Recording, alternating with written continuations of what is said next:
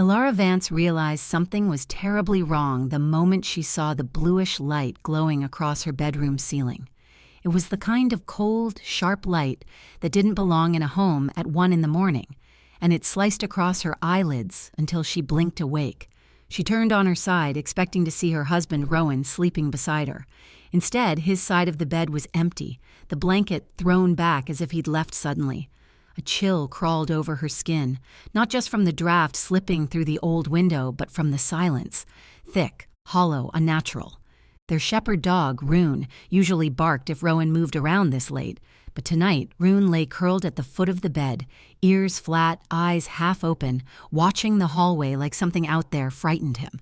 Before we dive fully into this story, drop a comment below with your country and what time it is right now where you're watching. Whether it's sunrise in Nairobi, midnight in New York, afternoon in Canada, or evening in France, I want to know. Don't just sit back. Tell me where in the world you are. Now let's dive into the story. Ilara pushed off the blankets, slipped her feet onto the cold wood floor, and listened.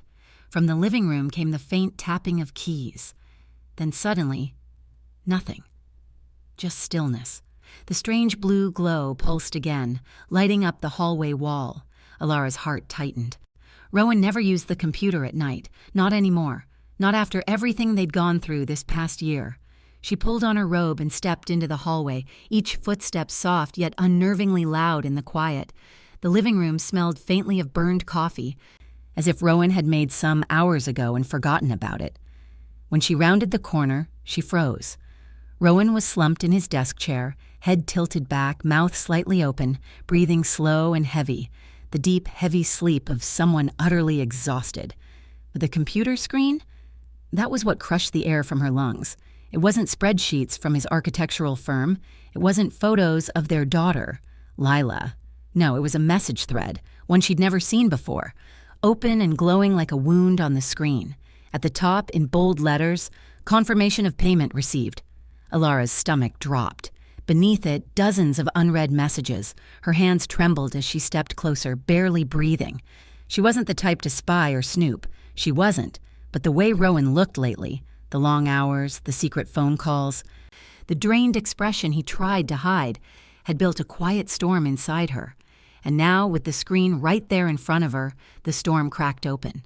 Ilara moved behind Rowan's chair, her heartbeat pounding against her ribs as she leaned toward the screen. The email showed a payment of $48,000 sent from Rowan's personal account, money they absolutely did not have. Their savings had been gutted after Rowan's failed business deal last winter. They were barely managing mortgage payments on their small cliffside house overlooking the water in Calder's Cove. They certainly didn't have $48,000 lying around. Her breath came out in a sharp, shaky gasp. She clicked the previous message. "The transfer is complete. Please keep this between us." The words blurred as she blinked rapidly. She clicked again. Another message. "Destroy all previous documents. No one can know, not even Ilara." Her knees nearly buckled. She gripped the desk to steady herself, her pulse roaring in her ears. Rowan had never hidden anything from her, not in 12 years of marriage, not through the sleepless newborn nights, not through the financial wreck that nearly broke them last year. But this was something else, something bigger, something dangerous. She swallowed hard and pressed her trembling fingers to the trackpad again. Her eyes widened as a new window loaded. A contract with an unfamiliar logo at the top. A stylized crescent over sharp letters. Lunaris Holdings. She'd never heard of them. The contract listed Asset Relocation Agreement. Beneath it, Rowan A. Vance. And then a line that made her feel like the ground shattered beneath her. Transfer of full ownership rights of property at 4 Mariners Bluff. Their house. Their home. The place her daughter had taken her first steps. The place where she and Rowan rebuilt their lives after his business collapsed. The place they fought to keep. Tears burned behind her eyes, hot and disbelieving. She scrolled further. There it was. Rowan's digital signature, dated 2 nights ago. A sound escaped her throat, something between a gasp and a sob. She clamped her hand over her mouth. Rowan shifted slightly in his seat but didn't wake. Ilara stared at him. Her husband, the man she trusted more than anyone. And he suddenly felt like a stranger wearing Rowan's face. Rune whined softly behind her, tail tucked between his legs, sensing her spiraling fear. Alara took one step back, then another, until her legs hit the coffee table. She forced herself to breathe, to steady the shaking in her limbs, to push away the instinct to scream. She needed clarity. She needed to know what this was before waking him. Her eyes drifted back to the computer screen. A final email sat at the bottom of the chain. We will proceed with extraction on the agreed date. Ensure no interference. Extraction. The word twisted her stomach. Extraction of what? The house? Something else? Alara's chest tightened so hard she had to brace herself against the wall. Her world felt like it was tilting, like the floor was sliding out from beneath her feet, and then, as if on cue, Rowan murmured her name in his sleep. A soft, familiar sound. It hit her like a punch, because it didn't match the man whose emails she had just read. She stared at him, tears finally spilling down her cheeks. She didn't know whether to shake him awake or run. But one thing was certain. Nothing about her life, not her marriage, not her home, not her trust, was going to be the same after tonight. And the first step toward the truth had already begun. The next morning, Alara moved through the house like a ghost drifting through a place she no longer recognized. Dawn cast a pale gold glow across the cliffs beyond their bedroom window, but the beauty of Calder's Cove only sharpened the ache tightening inside her. Rowan was already up, humming softly in the kitchen as he made coffee, like nothing was wrong, like he hadn't signed away their home in the dead of night. Alara watched him from the hallway, her heart pounding at the sight of his easy smile. He looked peaceful, almost boyish, his brown hair falling over his forehead as he leaned down to wipe a coffee spill. And for a moment she hated him, hated the gentleness she used to love, because now it felt like a mask she couldn't see behind. Lila padded into the kitchen in her fuzzy blue pajamas, rubbing her eyes. Rowan scooped her up effortlessly, kissing her cheek as she giggled. Alara leaned against the wall, her hands trembling. How do you confront someone you thought you knew down to the bones? How do you ask a man why he sold the roof over your child's head? She swallowed hard. She wasn't ready, not yet. Instead, she waited until Rowan left for work. She stood by the window, pretending to wave as he drove down the winding coastal road, but her smile felt pinned in place. The moment his car disappeared, the house fell into a silence so dense it pressed against her skin. Rune paced anxiously near the hallway, as if he sensed everything unraveling. Alara knelt beside him, burying her fingers in his thick fur. "Something's wrong," she whispered, voice cracking. He nudged her hand, whining softly. Lila, only 3 years old, toddled over with a coloring book. She plopped onto the rug, completely unaware of the storm swirling around her mother's heart. Alara watched her for a long moment, her little girl humming, drawing crooked flowers, and a fierce determination sparked beneath the fear. Whatever Rowan was hiding, whatever danger extraction implied, she needed answers. For Lila, for herself, for the home she refused to lose again. She set Lila up with her toys, grabbed her coat, and opened Rowan's old filing cabinet, a place he rarely touched since his failed firm closed. Maybe something there would explain the emails. Maybe this nightmare started long before last night. Most of the cabinet held dusty architectural sketches and faded client folders, but the bottom drawer stuck halfway. When Alara finally forced it open, her breath caught. Inside was a locked metal box she'd never seen before, small, heavy, dented on one side like it had been dropped. Her hands trembled as she pulled it out. The lock was simple, the kind Rowan always used for work documents, and she knew his codes. He reused them constantly out of habit. She tried Lila's birthday. No click. Their anniversary. Still nothing. The date of the business collapse. Nothing. Her pulse hammered.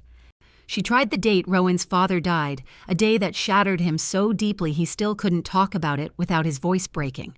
The lock snapped open. Inside were neatly stacked envelopes, every single one stamped with the same silver crescent logo she'd seen on the contract from Lunaris Holdings. Her stomach twisted. The envelopes were thin, but each held a letter, some short, some several pages long, and all addressed to Rowan.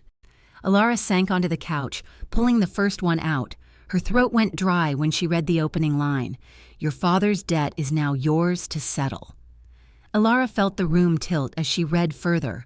Rowan's father, quiet, gentle Aaron Vance, must have been involved with something far darker than the family ever knew. The letter detailed overdue payments, failed agreements, and something called deferred collateral. The words blurred. The next letter explained penalties. Another outlined consequences. Another mentioned asset seizure protocols. Another referenced Rowan directly. "We accepted your assumption of liability. You must comply to protect your remaining family." Alara clutched the pages to her chest, heart pounding so hard it hurt. None of this was about Rowan choosing to betray her. This was about Rowan being hunted, cornered, threatened. But why hadn't he told her? Why carry this alone? Why let her believe things were fine? She shoved the letters back into the box, tears stinging her eyes. As she closed the lid, a shadow passed across the window. She jerked up, rushing to the glass. A car sat parked across the street. Not Rowan's, not a neighbor's, matte black.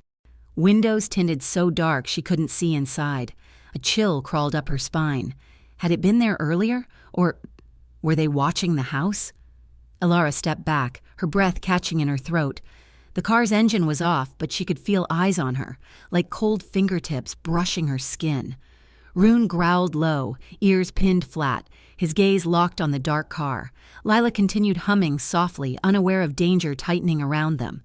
Alara swallowed hard, forcing herself to move the curtains shut. She held Lila close, breathing in her warm, milky scent to steady her shaking. She couldn't panic, not now, not with her daughter watching, but inside her a new fear took root. One more terrifying than the emails. Rowan hadn't simply hidden debts. He hadn't just sold the house. He was trying to protect them from something he believed could destroy their family. And that meant something out there was real, something dangerous, something watching. Alara stood at the window again. The car was gone, just vanished. And in the stillness that followed, a truth settled heavy in her chest.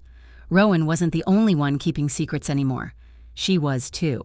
And until she knew who or what Lunaris Holdings truly was, she couldn't confront him. Not yet. But the moment he walked through that door tonight, their life would begin to unravel. Rowan came home late, much later than usual. The sky outside had already turned a bruised purple, the kind of color that made Calder's Cove look like a painting dipped in sorrow. Alara sat at the kitchen table pretending to sort mail, though her hands trembled every time she touched a letter. Rune lay at her feet, ears alert, tail stiff.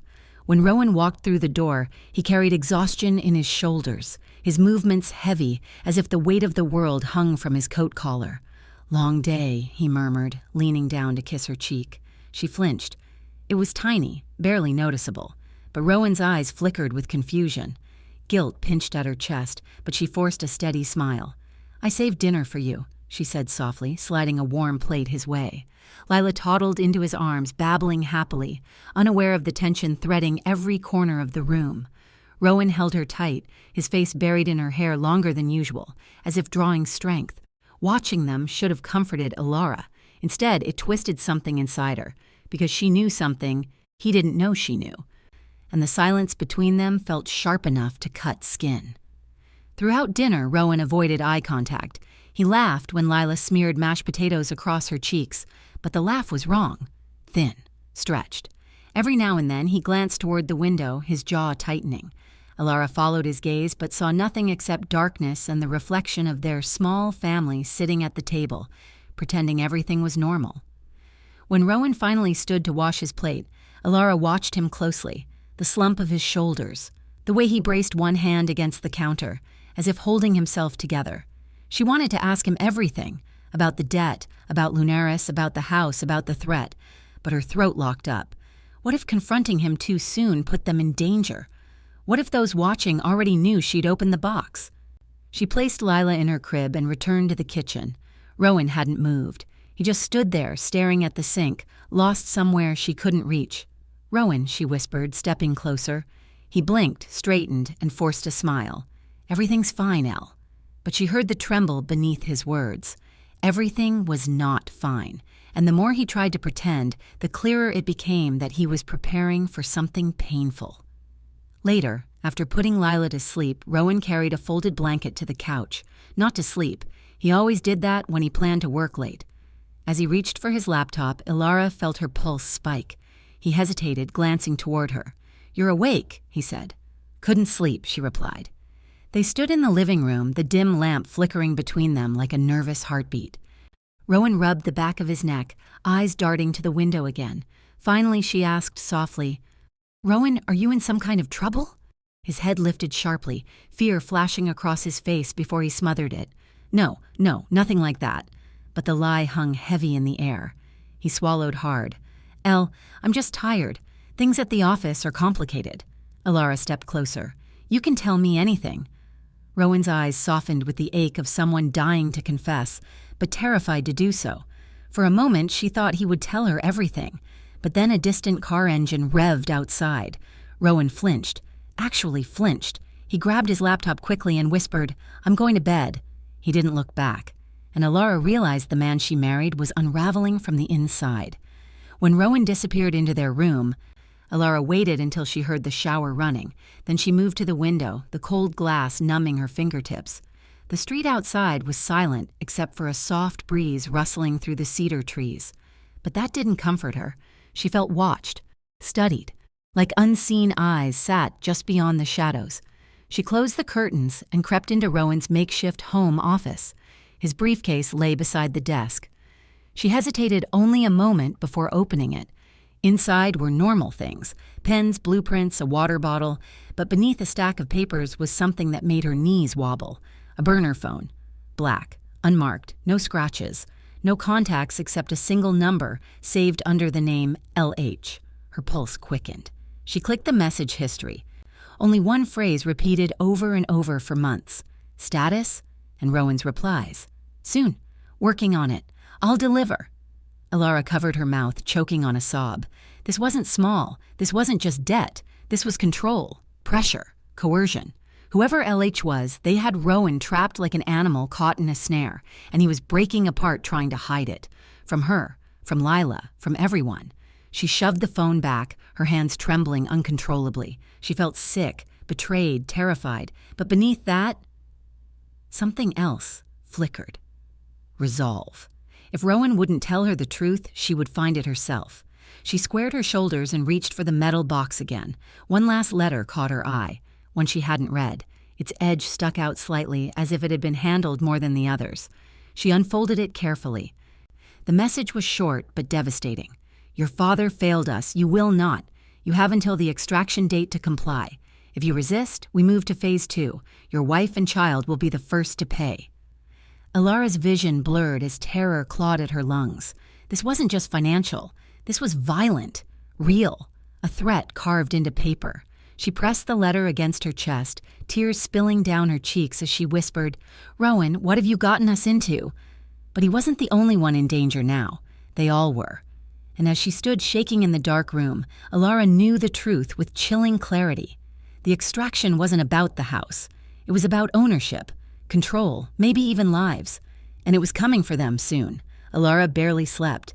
Every sound that night, the settling of the old beams, the distant crash of waves against the cliffs, even Rune shifting at the foot of the bed, felt like a warning. Morning came pale and cold, sunlight glinting off the water like shards of broken glass. Rowan left early, offering a rushed kiss to Lila and a thin smile to Alara that didn't reach his tired eyes. The moment his car disappeared, Alara locked every door and sat at the kitchen table with the metal box, the burner phone, and every ounce of courage she had left. Lila played quietly with her wooden blocks, blissfully unaware of the storm tightening around them. Alara took a deep breath and dialed the lone number in the burner phone's contact list. It rang only once. Status? A cold voice asked. Male, older, emotionless. Alara's heart pounded against her ribs. Who is this? She whispered. Silence. Then, chillingly, where is Rowan? She ended the call with shaking hands, tears burning behind her eyes. They didn't know she had the phone. They didn't know Rowan hadn't answered. And that meant one thing. Rowan was running out of time. And now, so was she. Terrified but determined, Alara packed Lila into the car and drove toward the cliffs where Rowan's father used to fish, the place where Aaron Vance always said, truth feels lighter by the water. Maybe, Alara thought, some piece of this nightmare began there. The wind whipped at her coat as she parked near the old weather-beaten shack Aran once used to store fishing gear. The structure leaned slightly toward the sea, as if exhausted by years of holding its own secrets. Alara carried Lila on her hip and approached slowly. Inside, dust motes floated in narrow rays of light, and the scent of salt and aged wood filled the air. Everything was untouched, except a locked drawer built into a small table. She placed Lila down with her toys and tugged the drawer hard. Nothing. Rune pawed at the floorboard beneath it, whining. Alara knelt and pressed against the wood. It lifted slightly, loose. She pried it up and gasped. A second box, identical to Rowan's. Her pulse skittered as she opened it. Inside were letters addressed not to Rowan, but to Oran. Some were stamped years before his death, and the first line of the earliest letter shattered her breath. Your family's safety depends on obedience. Alara sank to her knees, holding the old letter as if it might crumble. So this hadn't started with Rowan, or even with finances. It had begun long before. Aaron had been trapped too, threatened. Manipulated by this shadowed company with the crescent logo. Lunaris Holdings wasn't a lender. It wasn't a business partner. It was something darker, something predatory. She flipped through the letters, her fingers trembling. Aaron had struggled. He had pleaded. He had paid what he could. But eventually the tone changed. The threats sharpened. Collateral will be reclaimed. Failure will result in extraction. Extraction, the same word she had seen on Rowan's contract. A cold realization cut through her. Aaron didn't die of a heart attack like everyone believed, or if he did, maybe it wasn't natural. Alara pressed a hand to her mouth, fighting nausea. Lila toddled into her lap, sensing her distress. Alara held her daughter tightly, sobbing into her soft hair. I won't let them touch you, she whispered fiercely. I won't let them take anything from you. Outside, the wind howled through the cliffs like a warning, or a countdown. Because if Lunaris had destroyed Iran, and now controlled Rowan, she and Lila were next. As she gathered the box, she noticed something else beneath the false floor, a small leather-bound journal with Iran's initials. She opened it carefully, scanning page after page of shaky handwriting. Most entries detailed normal days, fishing hours, weather notes, simple meals, but the last 5 pages were frantic. They came again. I can't pay. Rowan must never know. They watched the house. And then the final entry. If they come for me, they'll go for Rowan next. He must protect Alara and the baby. Alara's breath caught. Aaron had known. He had tried to shield them even in his final days. She pressed the journal to her chest, tears streaming down her face. For the first time, she felt compassion for Rowan's secrecy, tangled painfully with fear. He wasn't hiding betrayal. He was hiding inherited terror. Suddenly, Rune growled low, ears pinned. Alara jolted and turned toward the shack's door. Footsteps, gravel crunching softly. Slow, deliberate, someone outside. She grabbed Lila and pressed her back against the far wall, heart racing so loud she could barely hear. A shadow passed across the slatted window. Then a second, Alara clutched her daughter close, whispering, "Please, don't come in." But the footsteps moved closer. For a breathless moment, the world went silent. Even the wind seemed to freeze. Then, one sharp knock. Not on the shack door, but on her car window. Alara nearly screamed. She peeked through a crack in the wood. Gripping Lila so tightly the child whimpered. A man stood beside her car, tall, broad-shouldered, dressed in a dark coat. His face was obscured by the hood drawn over his head. He tapped the window again, slower this time, as if signaling her. Rune growled louder, his entire body rigid. The man stepped back, scanned the area, then turned toward the shack. Alara ducked away from the slat, trembling violently. The footsteps approached the shack door. One step, another, then a pause. Alara squeezed her eyes shut, bracing, ready to run, to fight, to do anything necessary to protect her child. But just as the door handle twitched, a phone rang. The man stopped, answered, listened, then walked away, swiftly, purposefully. By the time Alara dared to peek again, he was gone, car gone. Silence returned, but it wasn't comforting.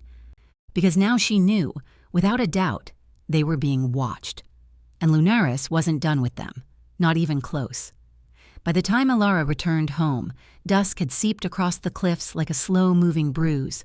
Her heart hadn't stopped pounding since the shack, since the shadowed man, the knock, the phone call that pulled him away at the last possible second. She locked the door behind her, bolting it twice, then held Lila against her chest until her arms ached. Rune paced the living room, restless, stopping every few steps to sniff the air as though danger lingered just beyond the walls. Alara spread Aron's letters and journal across the table, her hands shaking as she pieced the timeline together. Aaron had been hounded, manipulated, controlled, and now Rowan, sweet, soft-spoken Rowan, was drowning in the same legacy of fear. She pressed her palms into her eyes, fighting tears. She needed Rowan to trust her, needed him to let her in, but how could she confront him without pushing him deeper into the shadows he was already hiding in? As the sun dipped behind the water, throwing long gold reflections across the living room floor, Alara made a decision. She couldn't wait for Rowan to come clean. If she wanted the truth, she would have to expose it herself, no matter the cost. Rowan arrived home after dark, his face pale, his breathing shallow. He glanced out the windows before stepping inside as if searching for ghosts in the night. When he finally met Alara's eyes, something inside him flinched. She forced a soft smile. "Dinner's warming in the oven?" He nodded, barely speaking, shoulders heavy with the weight of secrets. As he ate, she quietly watched him. Every twitch of his hand, every nervous glance, every moment he paused, as though listening for footsteps.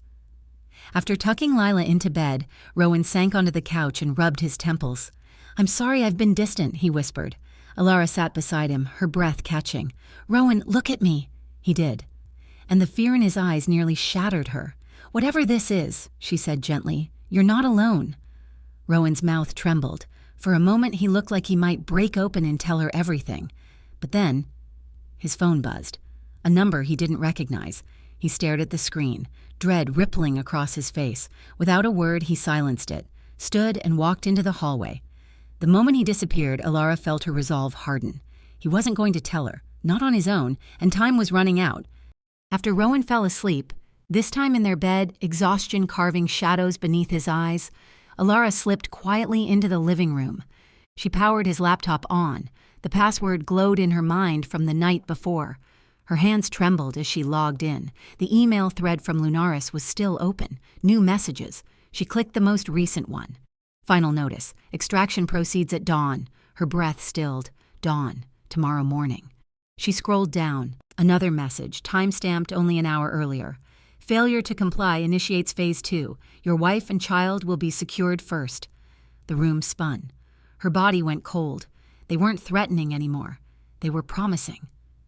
Her chest tightened as a horrifying truth struck her.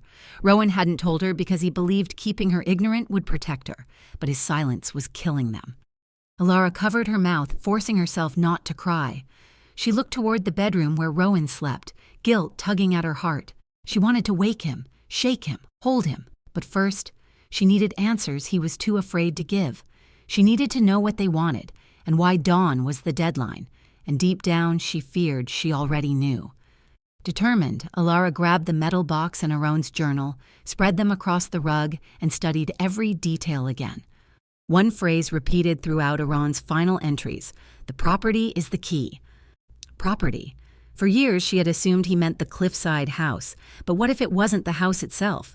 What if it was something in the property, something hidden, something Lunaris wanted badly enough to stalk 2 generations for? Alara scanned Aaron's sketches of the house, drawings of beams, walls, and structural notes, until one page made her blood run cold. A crude diagram of their basement wall, marked with a circle, and the words, "Never open, never touch, they must never find it." Alara shot to her feet. Their basement, the old section built before they moved in. The part Rowan always said needed renovation but never touched. Rune lifted his head, sensing her sudden tension.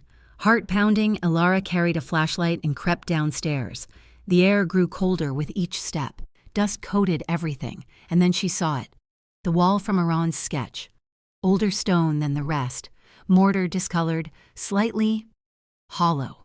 She pressed her palm to it. Something shifted behind the stone, something metal. Alara stepped back, breath trembling. A hidden compartment in her own home. Her mind spun. Was this what Lunaris wanted? Was this what Aaron protected until his death? Her hand shook as she reached for a loose stone and pulled. It gave way easily, too easily. Behind it was a small metal door, rusted but intact. She hesitated. Every instinct screamed to stop, but the more terrifying thought was leaving it unknown. She grabbed the latch and pulled. The hinges groaned open. Inside lay a cylindrical metal container, sealed tight. No markings except the same crescent symbol that haunted every letter. Her heartbeat pounded so loudly it echoed in her ears. She reached in and froze. Behind her, floorboards creaked. Slowly, softly, someone was in the house. She shut the stone, breath held, clutching the container to her chest as she retreated silently toward the stairs. Rune growled low from the top step. Alara looked up and saw a shadow move past the crack of light beneath the basement door. Someone was standing in her hallway, waiting, her voice caught in her throat, because dawn wasn't hours away. Dawn had arrived early, and Lunaris was already inside. Alara froze at the bottom of the basement stairs, the cold stone pressing against her back as she clutched the metal cylinder to her chest. Rune stood above her, hackles raised, staring at the sliver of light beneath the basement door. A shadow moved again. Slow, deliberate, like someone deciding which room to start with. Alara's pulse hammered so loudly she was sure the intruder could hear it. She swallowed hard, forcing air into her lungs, and crept up the steps one at a time, each wood plank groaning beneath her weight. She reached the top and pressed her ear to the door. Silence. Then, a soft tap. Not a knock. A fingertip brushing the surface, like a warning. Alara gripped the doorknob, mind racing with possibilities. If she stayed hidden, Rowan and Lila could be taken. If she opened the door, she might be face to face with whoever hunted her family for decades. Her breath trembled. She pressed her forehead to the door and whispered a prayer she didn't know she still remembered. Then, footsteps retreated down the hallway. A door opened, closed, and the house fell silent again, thick and choking, as if holding its breath. Dawn had not yet broken, but danger already walked freely through her home. Alara eyed the basement door open just an inch.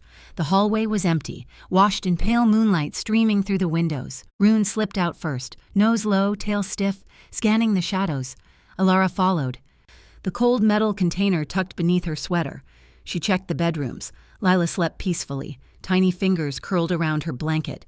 Rowan's bed was empty, cold, sheets untouched, her stomach twisted. If he wasn't home, then someone else had entered, someone with a key. She crept toward the living room, her bare feet silent on the wooden floor. The smell hit her before she reached the stairs, salt, sea air, and something metallic, something sharp. A figure stood near the entryway, back turned to her, head angled as if listening. Alara stepped behind the armchair, knees trembling. The figure moved, turning slowly, and moonlight caught his profile. Rowan. But not the Rowan she knew. His face was pale, jaw clenched, eyes wide with terror and exhaustion. He held his phone in one shaking hand. "They're early," he whispered, voice cracking. Alara stepped out from hiding, breath rushing out. "Rowan!" He flinched as if struck, then rushed to her, gripping her shoulders. "Alara, you have to leave, right now. They're coming for Lila first." Alara's breath stopped. "Rowan, listen to me." "No," he said, voice hoarse. "No more listening, no more hiding. I'm done pretending I can protect you by keeping you blind." He ran a hand through his hair, shaking. "Lunaris isn't a company. It's a shadow network. Old money, old power. My father worked for them. Your father tried to expose them." Alara swallowed hard. "Rowan, I found something." She pulled the cylinder from beneath her sweater. His eyes widened with horror, then relief. "You opened the wall." "What is this?" she whispered. Rowan backed away, pacing. "It's evidence. It's proof of what Lunaris did to people along this coastline. Illegal tests, forced evacuations, disappearances. Aaron hid it because if he published it, they would have killed him. They almost did. He died protecting it." Alara's throat tightened. "And you?" Rowan's voice broke. "I joined them to keep their attention off you. It was the only way. But when they realized Aran's daughter was still alive, they wanted you too." Alara's hands trembled around the cylinder. "Then why help them?" Rowan slammed his fist against the wall. "Because they promised to leave you and Lila alone, and I was stupid enough to believe them." Before Alara could respond, the front doorknob rattled. Once, twice, then stopped. Rowan's face drained of color. "We're out of time." He grabbed her arm, pulled her down the hallway, and whispered, "Get Lila. Take her to the cliffs. There's a path behind the old lighthouse. Go until the trail ends." Alara shook her head violently. "No, you're coming with us." "I can't," Rowan whispered. "They need me to open the house. If I don't, they'll break the door, and you won't have time to escape." Tears blurred her vision. "Rowan, please." He cupped her face, breath shaking. "Alara, I love you, more than I've ever said out loud. But right now, the only thing that matters is keeping Lila safe." Footsteps echoed outside. A low male voice murmured. Another answered. Rowan kissed her forehead, then gently pushed her toward the bedroom. Rune ran with her, silent and alert. Alara lifted Lila into her arms, blanket and all, heart pounding so hard she thought she might collapse. As she slipped through the back door into the icy pre-dawn, Lila's tiny arms wrapped around her neck. Behind her, Rowan unlocked the front door. And then, voices. Men. Footsteps. And Rowan's voice saying, "I'm here, take me." Alara didn't look back. She ran through the frozen grass, clutching Lila against her chest, the metal cylinder digging painfully into her ribs. Rune sprinted ahead, guiding her through the dark. The wind whipped tears from her eyes as she reached the cliff path, the ocean roaring below like a living creature hungry for blood. Lila stirred. "Mama?" "Shh, baby. Hold on tight." The path narrowed, twisting around jagged rocks.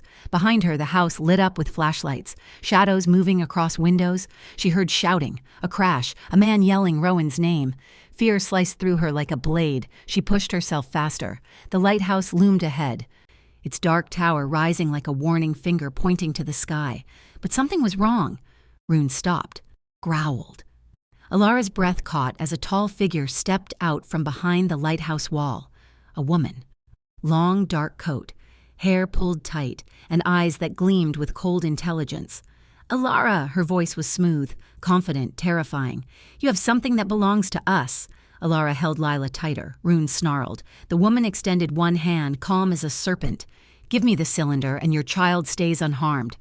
Alara backed away. Her heel hit the cliff's edge. One more step, and she would fall. Alara's heart slammed against her ribs as the woman's hand stretched toward her. The cliff loomed behind her, a sheer drop into icy waves that churned like a beast. Rune growled low, hackles raised, but he didn't move.